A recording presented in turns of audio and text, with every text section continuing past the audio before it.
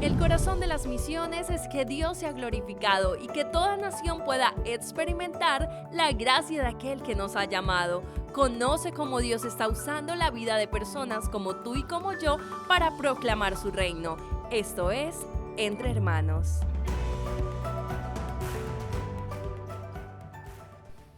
Ok. Oremos Sí. para iniciar. Ujú. Señor, gracias por mi hermano Joel, gracias por un Ujú. tiempo para charlar juntos y compartir de ti, Señor, de cómo tú estás activo en Sí, nuestras sí. vidas, cómo tú eres Mm. fiel para estar moldeándonos a la imagen de Cristo. Y, y sí, es contar testimonio glorifica a ti Mm. y esperemos, Señor, que sea de bendición para muchos que lo escuchan. Entonces, eso oramos en el nombre de Jesucristo. Amén. Amén, amén, amén. Ok, primero, tu nombre. Bueno, mi nombre completo es Joel Andrés Bocian. Joel Andrés Bocian. Ujú. Con B larga y con Z. Exacto. Bocian. Es una. ¿C? No, no está bien, pero es una I. La Bocian. Sí. Bocian, no Ah, Bocian. Bocian. Bocian. Exacto. Bocian. Muy bien. Bocian. Ujú. Y de Argentina. Exactamente, sí, nací en Córdoba, Argentina, en el año 90. Entonces, Exactamente. ¿tomas mate? ¿O Tomo no mate. tomas mate? Sí, tomo Sí, mate. tomas Tuve que mate. aprender a tomar mate. ¿Sí? Porque en Argentina, Uruguay, en otros países, los niños pequeñitos empiezan a tomar mate porque ven a los padres. Ajá. Pero cuando crecen, les deja de gustar porque es amargo. Ujú, sí. Entonces después uno, luego socialmente, en la adolescencia y la juventud, vuelve a tomar mate y aprende a tomar mate. Ok, Ujú. ok. Sí, sí. Ese siempre ha sido algo interesante para mí, ¿no? Ujú. Algo tan parte de la cultura y tradición y todo. Y luego entra COVID y cambia todo, ¿no? No, ¿No? nosotros tomamos mate igual en COVID, en ese sentido, Sí, ¿no? Pero pero mira, aquí, antes de COVID, en Capilla, en las filas de Capilla de donde hay mate, se pasa el mate a todos, ujú. como toda la fila. Y luego entró COVID y es como entre pareja, entre amigos, Ah, sí, en cercanos. ese sentido Hay sí. ahora en grupitos, sí, pero no antes era como toda la fila y volviendo y al otro lado. Sí, sí. Sí. En ese sentido sí. Particularmente nuestra experiencia fue un poco, fue una temporada, pero después que pasó el COVID y pasaron como 6 7 meses, volvimos a la normalidad Ah, ok. de volver en los Qué bueno. campamentos, así como tú dices, nos sentamos y en medio de los servicios va pasando los mates. Mm, Pero sí es cierto, sí es cierto. Hubo mm, un tiempo donde era solamente el matrimonio y mm. nada más compartiendo mate. Pero sí, Bien. sí, sí. ¿Tu esposa es de Argentina también? También es de Córdoba, pero crecimos en diferentes iglesias, Ok. ¿no? Iglesias que están a 20 minutos de distancia una de otra. Entonces, de hecho, nosotros nos conocimos cuando teníamos 19 años de edad. Ok, ok. Nos conocimos a esa Muy edad. bien. Sí, sí. Pues quizás tres datos interesantes, pero y obviamente puede ser una historia de horas, pero Ujú. ¿cómo, cómo conociste a Jesucristo? ¿Cómo el Señor te llamó al ministerio a ser pastor? Ujú. Y cómo quizás sería, pues sí, un reto contarlo en 5 o 10 minutos, pero cómo llegaste a servir en la iglesia donde estás hoy en día. Ok, Eso sería, yo creo que datos claves para entender un poco más bien. de quién eres. Hacer una historia. Bueno, crecí en una familia, nací en un hogar cristiano. Mi papá era uno de los pastores de la iglesia también. ¿Qué? eh, pero pastor bivocacional, ingeniero civil en construcción y también un pastor dedicado en la iglesia, junto con otro consejo de pastores, no era el único pastor, ¿no? Ujú, ujú. Pero la cuestión es que nací en un hogar cristiano, ¿sí? Y Ok, una pregunta, pausa. porque es la segunda vez que creo que mencionaste pluralidad de ancianos, ok, Exacto. porque antes charlamos un poquito Sí, sí. cuando el primer día que te conocí, creo. Ujú.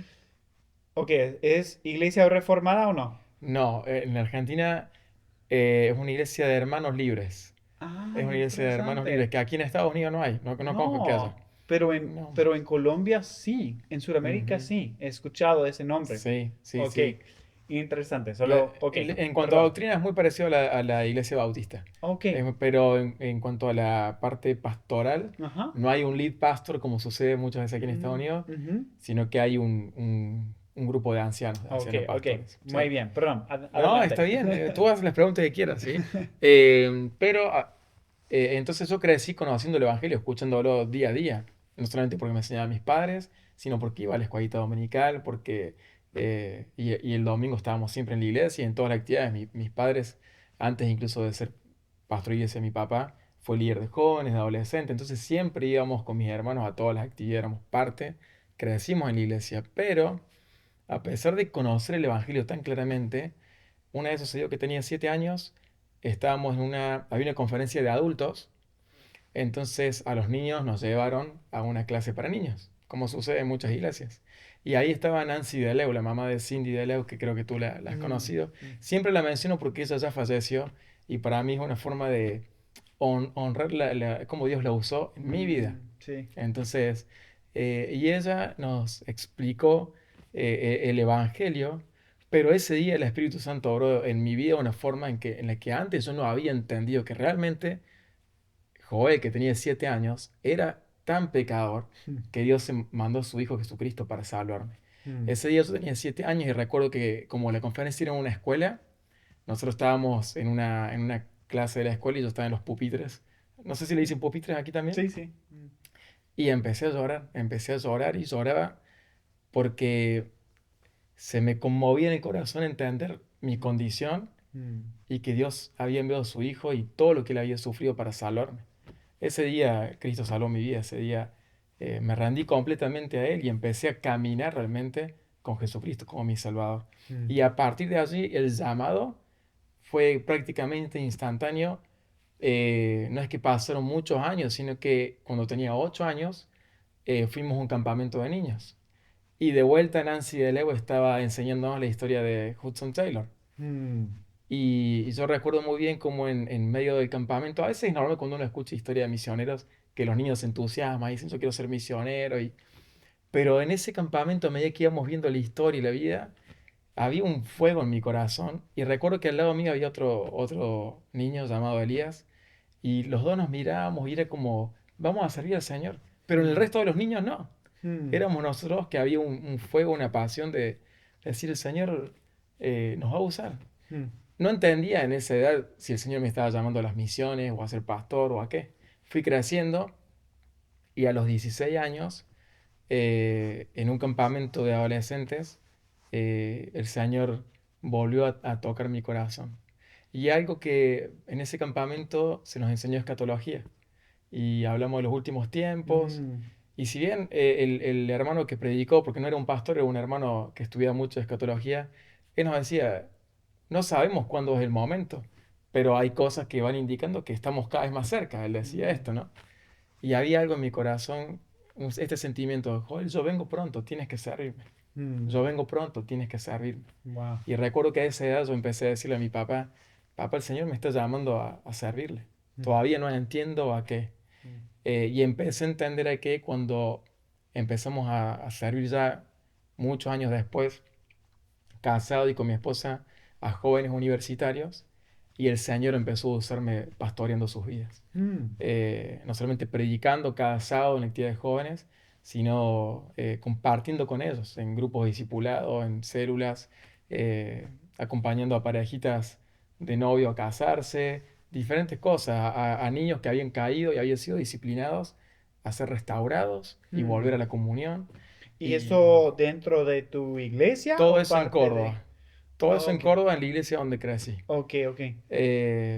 Entonces, eh, ahí empezó un proceso donde en la iglesia los pastores, mi papá ya había fallecido, los pastores que estaban, ellos siempre nos dijeron con mucho amor de que veían en nosotros como el Señor nos había llamado, pero que en nuestra iglesia, particularmente, nunca iba a haber un pastor sostenido con salario, que Mm, la visión era que siempre sean bivocacionales. Ujú. Y ellos nos decían que si el Señor me había llamado a tiempo completo, entonces que Él tenía ese lugar preparado.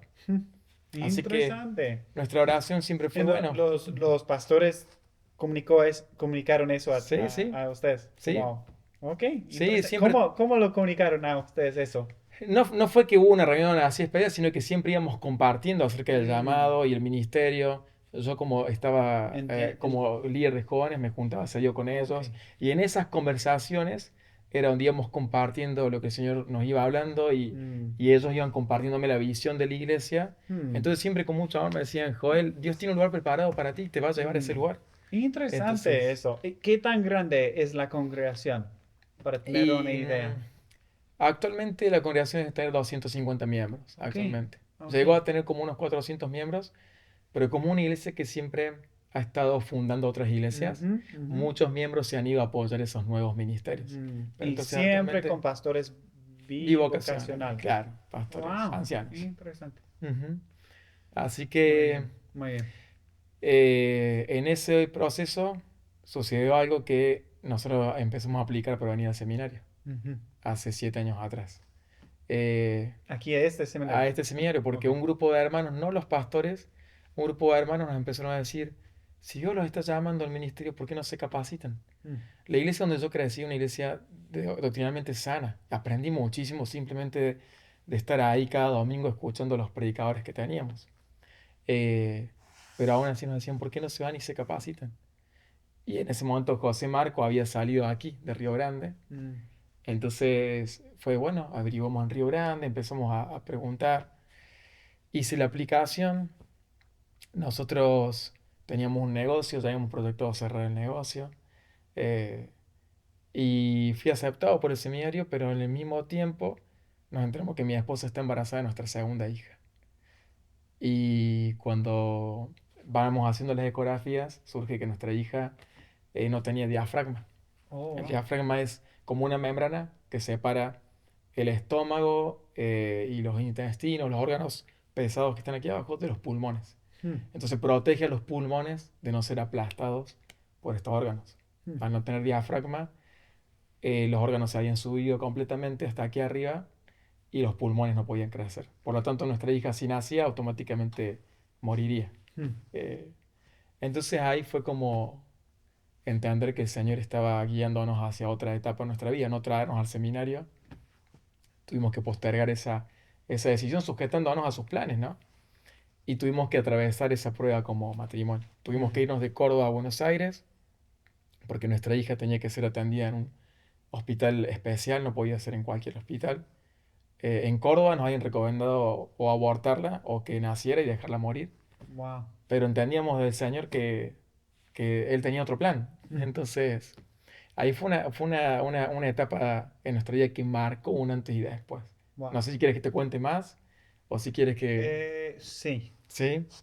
Bueno, nosotros llegamos, fue un tiempo difícil porque teníamos el negocio, que te había dicho, era una imprenta, mi esposa hacía el diseño gráfico, yo manejaba todo lo que eran las impresoras y demás, y entregábamos los folletos, flyers, todas esas cosas que hacíamos. Em, y pensando en venir en el seminario, mi idea era vender ese negocio y con Mm, ese dinero pagar mm, nuestros estudios.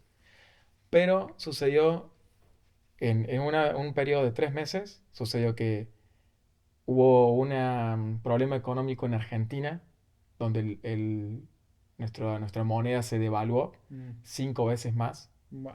Entonces, el dinero que yo tenía ahorrado ya no servía Ujú, y en ese mismo momento las impresoras que tenía, todas se rompieron. wow. Entonces fue como decir, ok, el dinero que tengo no me sirve para reparar las máquinas, no puedo seguir teniendo el negocio. Mm, Mi papá, que venía luchando con un cáncer hacía 15 años, falleció. mm, Entonces fueron como distintos quiebres que se fueron haciendo y eso fue en diciembre. Para enero nos enteramos del embarazo de mi esposa mm, y en febrero nos enteramos del diagnóstico de nuestra hija Camila. Todo eso pasó en 3 meses. Entonces, de estar allá soñando en que íbamos a ir al seminario, íbamos a prepararnos, mm, íbamos a vender el negocio, pasamos a estar wow. humillados Sí. y rendidos ante el Señor a decir, Señor, ¿qué es lo que tú estás haciendo? Entonces, los doctores nos dijeron, si ustedes quieren intentarlo, tienen que irse a vivir a Buenos Aires. Pero yo había cerrado mi negocio y mi negocio había quebrado, no tenía dinero. Mm. Entonces los hermanos de la iglesia empezaron a intentar hacernos contactos en Buenos Aires para que yo consiguiera trabajo.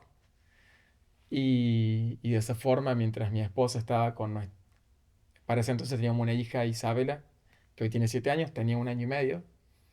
Mi esposa embarazada de Camila. Mm. Entonces la gente nos decía, ok, Joel, te conseguimos trabajo en Buenos Aires por medio de algún hermano Mm. y tu esposa atiende a tu hija, a tus 2 hijas, a la Mm. que van a hacer en el hospital y a la otra. Pero en la iglesia en Córdoba, donde crecimos nosotros, había una hermana que era doctora, era médica pediatra y conocía muy bien el síntoma, el diagnóstico que tenía nuestra hija. Mm. Y ella un día me agarró un domingo después del servicio y me dijo, Joel, yo quiero decirte algo que quizás para ti suene fuerte, pero este proceso puede durar 6 meses hasta 2 años con tu hija. Mm. Si Dios va guiando todo para que ella se vaya recuperando hasta que puedan regresar a Córdoba. Y va a ser muy difícil que tú trabajes si quieres mantener tu familia sólida. Mm. Porque si tú trabajas, tú no vas a poder apoyar emocionalmente ni a tu esposa ni a tu hija, que ya nace, a mi hija de 2 años, y ellas se van a derrumbar. Mm. Y tu hogar va a terminar destruido por todo esto. Me dice, entonces quizás tú no puedas trabajar. Mm. Quizás tú tengas que ir al hospital a estar primero con tu hija, luego ir a casa a estar con tu otra hija y luego acompañar a tu esposa. Wow. Y para mí eso fue como decir, Señor, ¿qué me estás queriendo decir con esto? Mm. Entonces yo llegué a casa y ya estábamos a 2 semanas de irnos a vivir a Buenos Aires y todavía no había conseguido trabajo y no tenía dinero. Y empecé a las noches, una vez que mi esposa y mi hija más grande se iban a dormir, me quedaba solas orando con el Señor. Era en el comedor, yo estaba en la mesa, mi Biblia, y yo oraba y me derramaba en oración al Señor y con lágrimas decía, Señor, no entiendo realmente y Mm. no sé qué hacer. Para ir a Buenos Aires necesitábamos, por ejemplo, como si yo te dijera hoy, $2.000 diarios por mes para poder rentar una casa amoblada, para comprar comida, para trasladarnos, y no tenía ese dinero. Entonces empecé a orar y digo, Señor, nos vamos a ir a Buenos Aires, pero si vamos a estar ahí necesito tu respuesta. Mm. Y ese día cuando abrí mi Biblia, el Señor me hizo leer, me llevó a leer ese pasaje, y no tenía pensado leer ese pasaje, fue realmente guiado por el Señor como llegué ahí, a cómo cuando Dios lo manda a Elías a la viuda de Sarepta, y esa mujer lo sustentó por Ujú. 3 años. Entonces entendí que el Señor me está diciendo, yo tengo preparada gente que te va a sustentar. Mm. Eso fue un miércoles. El jueves a la mañana me levanté y, y me iba caminando hacia la casa de mi mamá. Y mientras iba caminando me llama un hermano de la iglesia. Y me dice, Joel, ¿sabes que nosotros el domingo te vamos a dar una ofrenda con mi esposa y te la vamos a dar todos los meses mientras tú estés en Buenos Aires? Pero no sé por qué siento que el Señor me está diciendo que te llame y te diga de cuánto va a ser la ofrenda. Y le digo, bueno, le digo, gracias. Me dice, te vamos a ofrendar $2.000 todos los meses. Wow. Era, Wow. era en pesos argentinos, ¿no? Pero te lo estoy llevando una moneda para que Sí. tú puedas comprender este contexto. Sí. Y yo iba caminando, iba llorando con el teléfono en la mano, hablando y dándole gracias al Señor y a este hermano. Wow. Y así fue empezar a ver la mano de Dios, ¿no? Pasaron muchas cosas. Nuestra hija nació con 7 meses, nació 7 mesina. La operaron, le pusieron tubos de oxígeno, la operaron para ponerle una prótesis como Mm. diafragma. Y nos habían dicho que ella tenía 10% de probabilidad de vida. Mm. Wow. Entonces, eh, empezamos todo un proceso ahí en el hospital, donde día a día era ir, mirarla, orar con ella, yo le leía salmos, cantaba ahí canciones, pero estábamos en un hospital donde estaba lleno de niños eh, con condiciones como ella o peores, pero padres sin esperanza, Mm. padres que no eran creyentes. Entonces yo estaba ahí con mi hija y yo decía, Señor, yo sé que a mi hija tú me estás sosteniendo a mí, a mi familia, y yo sé a quién pertenecemos, pero todos estos niños y sus padres.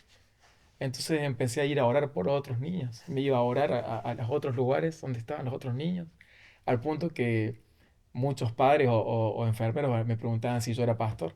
Yo les decía, no, solamente soy cristiano, creo en Dios, y aprovechaba y podía entablar conversaciones y predicar. Pero empezamos a ver cómo Dios empezó a obrar en nuestra hija. Nuestra hija fue evolucionando y en un mes sus pulmones crecieron a un tamaño normal para una niña de recién nacida, digamos. Le desconectaron el respirador y ya iba a empezar a beber leche materna. Mm. Los médicos estaban sorprendidos realmente porque tenía 10% de probabilidad de vida. Y continuamente los médicos iban viendo el milagro. Yo le decía a la jefa de pediatría, todos los días decía, Noelia, ¿por qué tenemos que orar hoy? Entonces ella me decía, bueno, hoy el hígado no está bien, el hígado está verde de tantos Mm. antibióticos. Mm. Y yo le escribía a los hermanos de la iglesia, oren por Camila porque su hígado no está bien. Y la gente lo promovía por las redes sociales. Al día siguiente, cuando iba a hablar con la doctora, recuerdo que ella, con lágrimas en los ojos, me dice, joder, yo no sé qué pasó, pero Mm. el hígado está como si nunca le hubiese pasado nada. Wow. Entonces vimos la mano de Dios de muchas formas. El día que mejor estaba mi hija, cuando los médicos más nos dieron esperanza de regresar con ella a Córdoba, eh, los médicos me dijeron, ¿por qué no van a descansar a su casa, compartir tiempo con su familia? Había llegado mi hermana a visitarnos a Buenos Aires, así que salimos a cenar con ellos porque todo estaba bien. Y en la madrugada de ese día me llamaron diciendo que a mi hija le había agarrado una bacteria y había fallecido. Y Wow. que ellos no lo vieron venir. Ese Así, mismo día. ese mismo día, el día que todo parecía estar perfecto, el día que Wow. parecía que en pocos meses íbamos a regresar a Córdoba con nuestra hija, Y entonces, ¿cuánto tiempo vivió? ¿Cuánto tiempo? vivió exactamente un mes. Un Nació mes. Un 27 de mes. agosto del 2019 Entonces, y después falleció el todo eso. 27 de septiembre. Wow. Un mes exacto. Entonces, eso fue un shock incluso para los médicos. Cuando nosotros llegamos, eran las 3 de la madrugada al hospital, llegamos con mi esposa. Los médicos me pedían disculpas porque ellos me habían dicho que vaya a descansar, Ujú. que estaba todo bien. Y recuerdo mi esposa agarrando a nuestra hija en brazos y llorando, y sin entender, ¿no? Pero había una paz, esa paz que la Biblia dice que sobrepasa todo entendimiento en nosotros. Que después de estar ahí haciendo un duelo, un pequeño duelo con mi esposa y con nuestra hija, eh, como no había nadie, porque era la madrugada, no había padres, sentí decirle a los médicos, a los enfermeros, los convoqué a todos, así en un círculo, convoqué a los médicos, a los enfermeros, y empecé a darle gracias por el trabajo que ellos habían hecho, y empecé a animarlos a decirles, mi hija no falleció porque ustedes hicieron un mal trabajo, ustedes hicieron lo mejor que pudieron, y Dios la sanó de sus pulmones, porque ella estaba sana, ella ya estaba sin respirar, pero Dios quiso llevársela, y está bien, si Él se la quiso llevar, está bien, ustedes no se sientan culpables, Mm. porque ustedes su trabajo lo hicieron bien, pero la vida y la muerte depende de Dios. Y recuerdo ver a los médicos mismos emocionados, porque yo creo que debe ser raro que alguien que se muere su hijo, luego te da gracias o luego te dice esas palabras. Y, y terminamos abrazados con los médicos, despidiéndonos de ellos. Pero bueno, en realidad la prueba no había terminado para nosotros. Después era cómo sanar esa herida y sobrellevar esa carga. Entonces regresamos a nuestra ciudad, a casa, a Córdoba, y al poquito tiempo empezó el COVID, muy poquito tiempo. Nosotros llegamos eh, el 30 de septiembre a Córdoba, hicimos el entierro y demás, y en Argentina empezaron ya a cerrar las puertas por la pandemia, ya en noviembre, diciembre, porque se venía el miedo del COVID. Mm. Entonces yo seguía sin trabajar, no había podido acomodarme, y los hermanos que nos estaban ofrendando nos dijeron que nos iban a apoyar hasta enero, que después de enero ya no. Mm. Entonces dijimos, bueno, Señor, tú vas a proveer. Pero lo más impactante, para no seguir, digamos, contando el resto, porque hay cosas que vivimos, y yo siempre digo, es, pudimos experimentar a Dios de otra forma. Mm. Porque por la gracia del Señor, yo conocí a Cristo a los 7 años. A mis 13 años empecé a leer la Biblia más continuamente. Creo que ya para los 16 la leía prácticamente todos los días. Y yo me enamoraba del Dios que veía cómo obraba en la Biblia. Y yo decía, Señor, yo quiero que tú hagas estas cosas en mi vida. Y en ese tiempo lo vi. Mm, Vi al Señor estar en todo momento, desde un milagro económico hasta ver cómo obró en mi hija, pero Él me dijo, bástate mi gracia. Yo decido llevármela, mm, bástate mi gracia. mm, Eh, y experimentamos, ayer compartíamos con unos amigos aquí en el SEMI, y esto de que la Biblia dice que los amigos de Daniel, Misael, Azarías y Ananías estuvieron en el horno de fuego, pero cuando salieron no tenían ni olor a humo, dice la Biblia. Experimentamos eso, como que estuvimos en un horno de prueba de fuego, pero cuando todo terminó, no estábamos bien, porque el Señor mm, nos había sostenido, teníamos paz, mm, no teníamos olor a humo, no había secuelas, había sido un proceso de entender por qué el Señor había permitido esas cosas y qué quería cambiar en nosotros, pero no había ningún reproche contra el Señor, mm, había paz. Y, y ahí fue donde decidimos asentarnos nuevamente en nuestra iglesia. Dijimos, bueno, vamos a estudiar en el seminario cuando el Señor diga y esperaremos en sus tiempos. Y estuvimos eso fue 2020, estuvimos casi, eh, perdón, 2020 no, la pandemia fue, sí, en el sí, 2020, sí, sí. 2020, Ujú, sí. Estuvimos unos 3 años allí en la iglesia, donde servíamos, trabajando con los jóvenes, pero algo cambió. Eh, los jóvenes, los padres e incluso gente grande nos miraba con otros ojos porque habían visto cómo el Señor había hecho cosas dolorosas en nuestra vida y seguíamos en pie mm, y seguíamos confiando en Él. Entonces, eso nos dio apertura para poder tener un mayor alcance pastoral en la vida de los jóvenes, para poder impactar más vidas. Y fue en ese tiempo donde un hermano nos llamó desde Chicago, eh, comentándonos de que había una necesidad pastoral ahí también con los jóvenes, en la iglesia de Chicago, en Armitage. Y nos encomendamos en el Señor en que Él guiara si era su plan o no. Y Él encaminó todas las cosas y en el mismo tiempo encaminó las cosas para que pudiera estudiar online en el seminario. Así que ese sería como ujú, un ujú. resumen de todo esto. Wow, eso es mucho. Ujú, Gracias por compartir, hermano. Quizás porque creo que en ese momento es una realidad que nuestra cultura está enfrentando, porque vale la pena, eh, con todo que ahora sabemos en el mundo médico, se puede ujú, decir sí, que ese niño no tiene, ese bebé no tiene oportunidad para vivir fuera ujú, de su mamá, porque vale la pena seguir con todo el proceso. Yo creo que es una pregunta que muchos, aún quizás unos cristianos, pueden mm, tener hoy en día, porque los médicos, según los expertos, pueden decirnos cuando hay un problema o que la probabilidad es esta y cosas así. Entonces, no sé si pues han bebido eso. ujú. Entonces, para ustedes, ¿qué es la conclusión?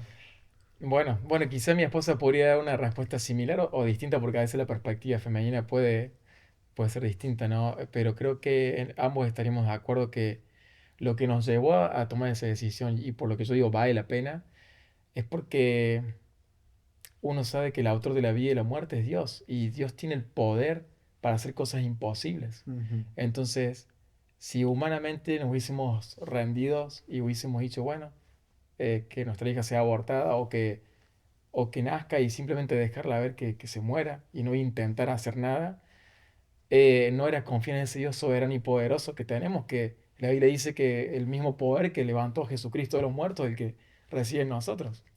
¿Cómo no voy a confiar que ese mismo Dios puede obrar en la vida de mi hija, no?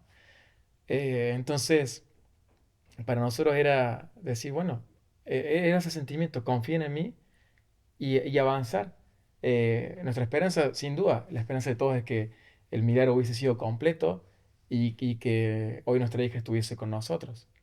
Pero si no hubiésemos tomado esa decisión de avanzar confiando en Dios, Dios no hubiese usado, mejor dicho, Dios lo hubiese hecho porque Él lo puede hacer, pero nos hubiésemos perdido la oportunidad de que Dios transforme nuestra vida usando a nuestra hija. Mm, Nosotros hoy recordamos a Camila con alegría mm, y le hablamos a nuestros hijos, que tienen otra hermanita y se llama Camila, y a nuestra hija más grande sabe un poco lo que pasó, el más pequeño no, porque tiene 2 años y no entiende, pero lo recordamos con alegría porque mm, Dios la usó para transformarnos. mm, Para nosotros no fue una pérdida, no fue una frustración, sino fue decir, le rendimos a Dios lo que tenemos y Él va a hacer lo que Él desea hacer. mm, Entonces, hubo cosas tan puntuales en las que vimos que Dios estaba diciendo, este fue mi plan. mm, Y, y yo creo que vale la pena. mm. Primero, si una persona que no conoce al Señor, quizás es más difícil, pero vale la pena entender de que no está en nosotros como ser humano decidir cuándo quitar la vida. Eso sí, Ujú, gracias. Sí, es algo que ustedes han vivido, pero todos tenemos que saber lo que dijiste primero. Es el Señor quien es el autor ujú, de la vida y nosotros para decidir, pero a la misma vez podemos confiar en Él, siempre estar obrando, actuando y va a utilizar todo para el bien de los que aman ujú. a Él, están llamados a su obra. Eh, pero sí, el primer punto es, tenemos esperanza y realmente no somos los autores de la vida, Ujú, no sabemos, Él es quien sabe. exacto. Sí. Wow, Y, bien. y sabes que cuando nosotros empezamos a vivir este proceso, me llamó un hermano de otra iglesia de Córdoba contándome que hacía 13 años ellos pasaron por lo mismo que nosotros Mm, y tomaron la misma decisión. Y en ese momento su hijo tenía 13 años de edad oh, y no le wow. había quedado ninguna secuela. Y Wow. eso también, y él me compartió cosas de cómo Dios obró en su vida Mm, y me animó a seguir más aún confiando en el Señor. Ahora, el plan en nuestra vida personal fue distinto. Dios se la llevó a nuestra hija. mm, Pero yo hoy miro hacia atrás y aunque no le deseo a nadie el sufrimiento que tuvimos, a todos los creyentes le deseo conocer a Dios, experimentarlo en la forma en que nosotros pudimos hacerlo. mm, Porque te cambia completamente. Porque uno se puede rendir completamente sabiendo que Dios está guiando cada paso.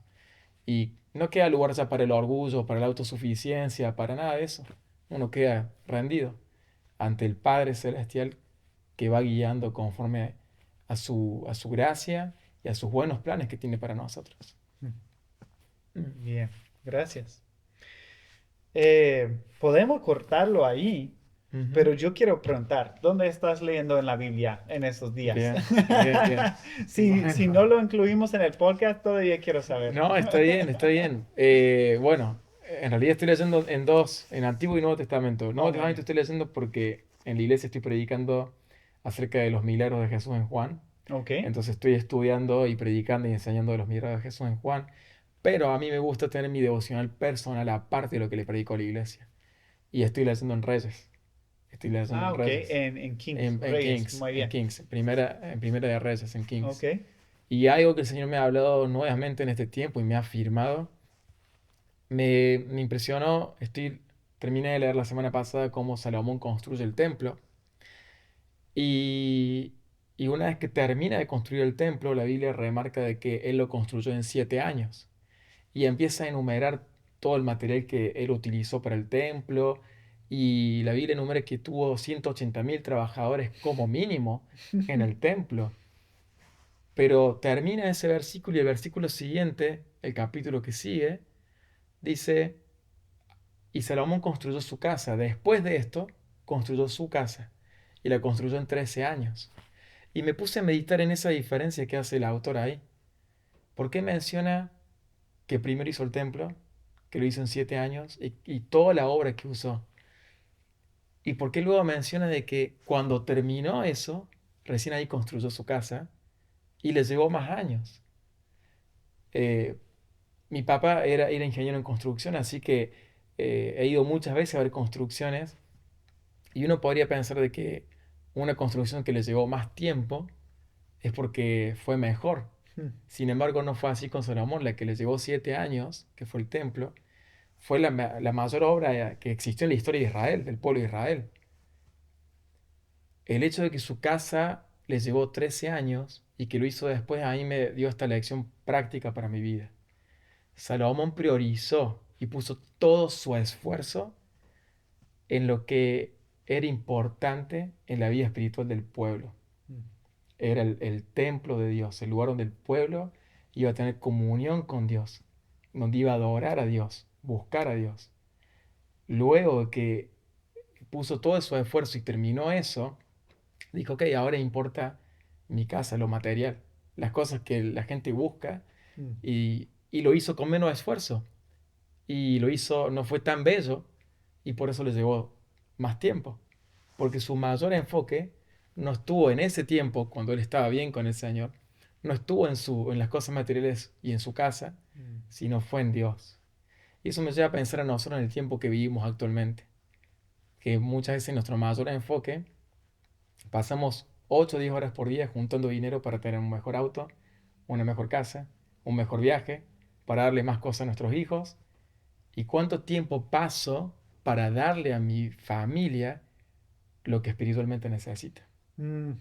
Eso fue lo que me marcó esta última semana cuando estaba leyendo y meditando en eso. Y sí, Salomón después se equivocó y se alejó del Señor, pero en ese momento él estaba haciendo lo correcto. Y, y me llevó a pensar en eso, en mi vida personal, ¿dónde está la prioridad? Mm. ¿En lo material que traigo para mi familia? ¿O en cómo crezco yo espiritualmente y cómo llego a mi familia a los pies de Cristo para que ellos crezcan también en el Señor? Mm. Bien, Mm, bien, sí, buena lección. A veces para mí es difícil em, como, sí, observar y aprender del Antiguo Testamento en Reyes, ujú. en Samuel, como Samuel. Samuel, Ujú, jueces, porque no es por enseñanza, es por observación ujú, muchas veces. Como hay unos puntitos de enseñanza, pero la mayoría es observar cómo Dios actuó, cómo hombre respondió. ujú, Y de niño era siempre mi parte favorita de la Biblia, porque era batallas y historias y sí, sí. todo.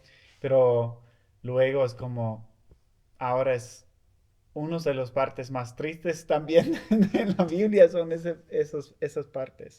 Ujú, Pero buena observación, porque sí fue como para el pueblo de Israel, fue el punto de la ujú, montaña para su historia, ¿no? Básicamente, eso del templo, ujú, de tener Dios con ellos y sí, estar enfocados en ujú, lo más importante no solo para nosotros, como mencionas, pero para el pueblo, para nuestra familia, para los alrededor de ujú, nosotros. Conecta con tu testimonio un poco de lo que pasó con su hija, lo ujú, de cuando enfocamos 100% en el Señor y lo que Él está haciendo y nos rendimos, nos ponemos nuestras vidas en sus manos, estamos preparados para ser ujú. utilizados a Claro. bendecirlos alrededor de nosotros.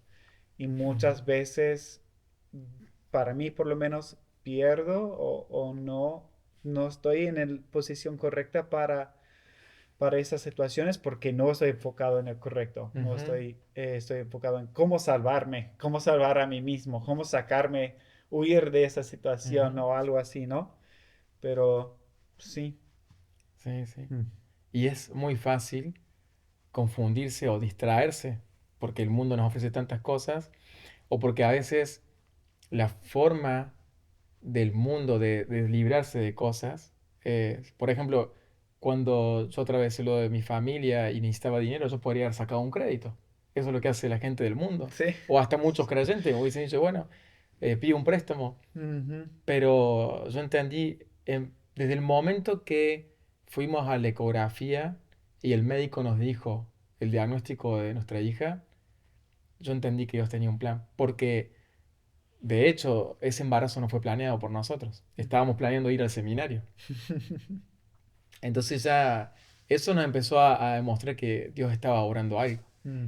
Y sabes que una de las cosas que más aprendí de leer en el Antiguo Testamento es ver, por ejemplo, la vida de David, cómo él estaba ante una situación y como no sabía qué hacer, consultaba a Dios, consultaba a Dios.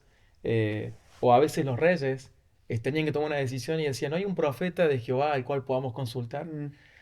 Y en ese tiempo, todas esas cosas que de niño había aprendido del Antiguo Testamento, de la vida, así fue lo que me llevó a la dependencia del Señor. Y quizás debo haber cometido errores y que me enteraré después cuando esté cara a cara con el Señor y me diga, no, pero en esto yo quería, seguramente, pero traté honestamente de apagar todas las voces externas, todos los que querían resolver mi vida y poder escuchar al Señor. Y no me arrepiento, no me Mm. arrepiento. Hubo gente que al principio no entendía, pero cuando terminó todo, pudieron ver que Dios había estado obrando en todo. Y Él fue glorificado. Creo que eso es lo más precioso. Y cada vez que contamos nuestro testimonio, yo no tuve un testimonio impactante de conversión, pero sí como Dios transformó nuestras vidas y nos preparó para el ministerio. Mm.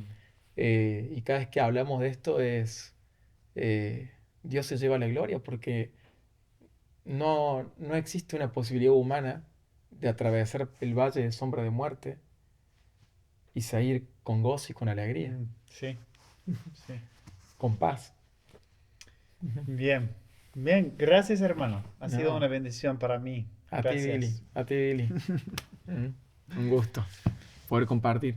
Hola, soy Billy Jackson, el director del podcast. Gracias por escucharnos. Si disfrutaste el episodio, por favor, déjanos un comentario, una calificación, un rating. Por último, puedes suscribirte para no perder ningún episodio. Si quieres conocer más del Seminario Bíblico Río Grande, puedes en la página web riogrande.edu. Gracias por ayudarnos a crecer como podcast. Muchas gracias.